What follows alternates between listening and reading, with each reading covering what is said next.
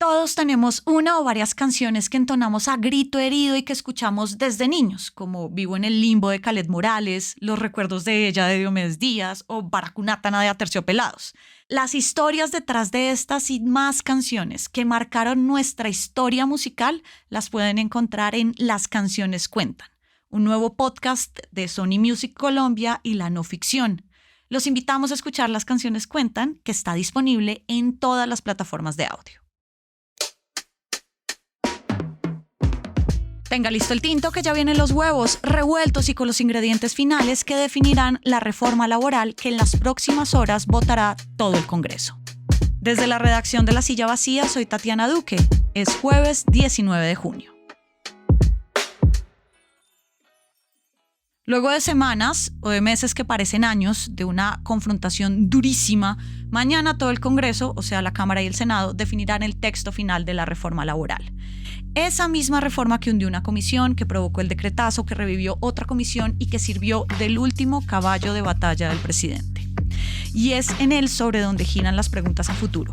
¿Cuál texto le va a gustar a Petro para que no continúe con la presión de la consulta? ¿Y qué pasa si aplica la fórmula de la reforma laboral para la última reforma que le queda, que es la de la salud? De eso hablaremos hoy. Con Gerson Ortiz, nuestros ojos y oídos en el Congreso. Gracias por volver por acá. Gracias, Diana. Buenos días. ¿Qué tal todo? ¿De verdad quedaron tan diferentes los textos que aprobaron las plenarias de Cámara y Senado de la reforma?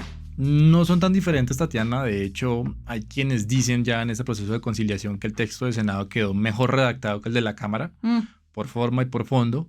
Y lo más probable es que acojan un grueso de lo del Senado, que igual respeta mucho de lo que está en Cámara. ¿Qué quedó? Para que empecemos a hablar un poco ya de contenido de esta reforma en el caso de que se llegue a ser ley. El contrato para aprendices del SENA, que en el Senado quedó con más remuneración que en la propia Cámara de Representantes, de hecho. Las horas extras a partir de las 7 de la noche, el recargo de dominicales y festivos al 100%. Sí. La formalización de las madres comunitarias, que es un artículo muy sensible y muy bonito, digámoslo así. Los contratos a término fijo, que no puede ser de más de 4 años. Y después hay otros temas como la seguridad social para los que trabajan en plataformas de reparto como Rappi. Ambas cámaras, de hecho, eliminaron el contrato por horas, el famoso 4x3, que estaban alegando los sindicatos, que era la posibilidad de acordar 4 días de trabajo por 3 de descanso, pero con horarios súper pesadísimos. Y el cuento ahora, Tatiana, del presidente y del ministro del Interior es que van a insistir que se respete todo lo acordado, pero haciendo como énfasis en que el Senado, por ejemplo, no aprobó el contrato agropecuario, y los permisos para mujeres con líos de salud por sus temas de menstruación y otros artículos que tienen que ver sobre licencias de paternidad, de maternidad, de matrimonio y de permisos, por ejemplo, para ir al colegio, a las reuniones de los hijos. Pero lo relevante acá, pensando en la laboral, es que el gobierno ya quedó muy jugado, porque tener de hecho a la representante María Fernanda Carrascal, que fue ponente en Cámara, la tuvo en los 2 debates, era como la senadora 106 estos días, pues garantizó que se mantuviera el grueso de lo que quiere el gobierno con la reforma, y echarse para atrás sería muy difícil. Casi todo lo que pedían y lo que preguntaban en la consulta popular quedó en la reforma laboral. Lo que hizo el Senado ya en este último debate fue ajustar unos artículos en forma, eliminar unos que no tenían sustento jurídico acordados y cerrar la puerta para que aparecieran artículos nuevos, porque hubo 120 proposiciones de artículos nuevos. No estaríamos hablando de una reforma de 70 artículos, sino de casi un código. Al mismo tiempo que estábamos en esta discusión tan abrumadora y tan mentalmente desgastante, fue radicada la ponencia para el penúltimo debate de la reforma a la salud. Y el presidente ya dijo que la fórmula de presión, esas son sus palabras, se va a aplicar para este proyecto también. ¿Aguantará, tú lees, el Congreso eso? Es el 4º año, el quórum va a bajar terriblemente. Tatiana, yo le cuento la infidencia, y es que durante la discusión de la reforma laboral, las senadoras de la Comisión Séptima, que fueron las que hundieron la primera reforma a la salud y la reforma laboral original. Hablamos de Norma Hurtado de la UNA, de Abel del Conservador, Lorena Ríos y Ana Paola Gudelo de los partidos cristianos. Ellas tuvieron un primer acercamiento con Marta Peralta, la ponente principal de la reforma a la salud, que es cercana al gobierno, para explorar un intento de acuerdo y decir, pongámonos de acuerdo para sacar una reforma a la salud. Que si va a haber o no ese acuerdo, pues no hay señales, porque por ejemplo ya Peralta radicó la ponencia del gobierno que sostiene casi lo mismo que aprobó la Cámara de Representantes. Y ahí llega un segundo momento, y es que de nuevo estas senadoras de los partidos tradicionales digan, no me gusta la reforma, y la archiven por segunda vez.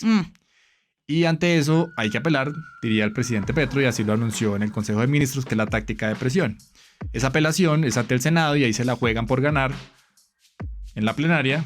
¿Cómo pasó con la laboral? Totalmente. Y pasaría el estudio de la reforma a la salud a otra comisión que no se descarta sea la comisión primera, que es donde ahora el gobierno tiene mayorías, y después se la juega por plenarias.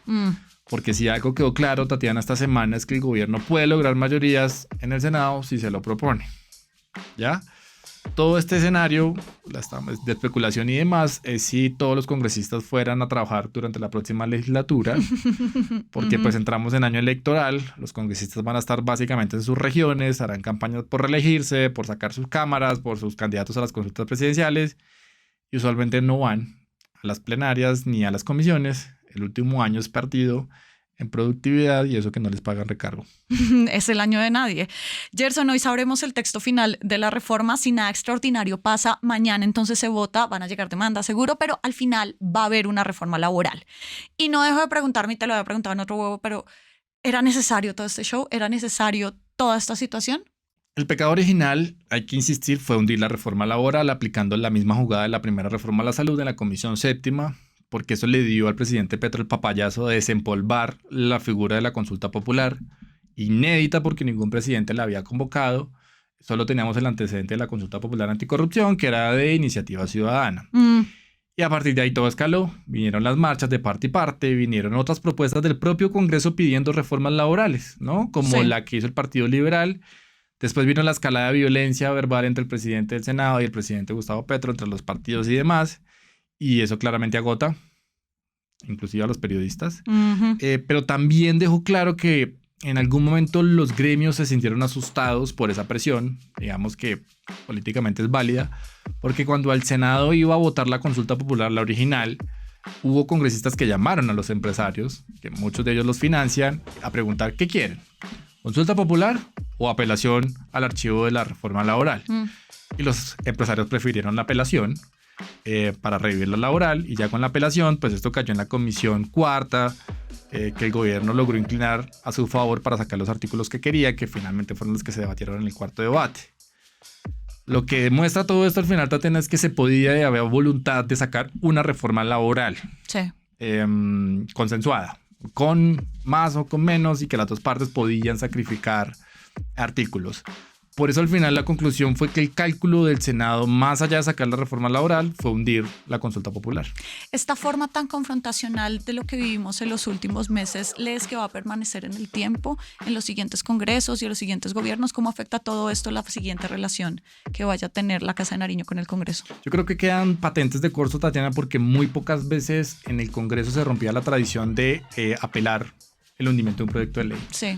A mí me tocó ir a buscar en las gacetas, en los anaqueles del Congreso, y el último antecedente, o el único antecedente conocido, era del 2003, con otro presidente similar al que está actualmente hoy día, que se llamaba Álvaro Uribe Vélez. Sí. En ese momento, en el 2003, a Uribe le hundieron la famosa ley de confianza inversionista. La Cámara la hundió porque encontró unos vacíos y demás, pero el gobierno apeló y la logró revivir y después salió ley. 23 años después encontramos una situación similar. Entonces seguramente el próximo presidente de la República, dependiendo del talante que tenga, si es de muy extremo de cualquiera de los dos lados, que tenga calle, que tenga masas y que tenga una identidad popular, pues seguramente va a estar dispuesto a tensionar todo el sistema y puede volver a hacer un poco lo que ya hizo Petro, porque digamos... ya está el antecedente. Está el antecedente y los contrapesos funcionaron. Y también al final el mismo Congreso puede romper sus formas de simplemente aceptar que una comisión hundió un proyecto o no. Ya también quedó esta nueva patente. Si uno puede recordar, Tatiana, al final, haciendo el balance, estos 4 años de gobierno y de Congreso es justamente porque se rompieron las formas. Ya le dan unos para bien o para mal. No lo sabemos, pero de que se rompieron las formas. Gerson, como siempre, en el lugar indicado. Gracias por pasar por acá. Gracias, Tatiana, por la invitación. Y arranca el día con estas movidas. El Consejo de Estado suspendió temporalmente el decreto que llama a una consulta popular. Acogió una medida cautelar que pidió una demanda de 12 senadores.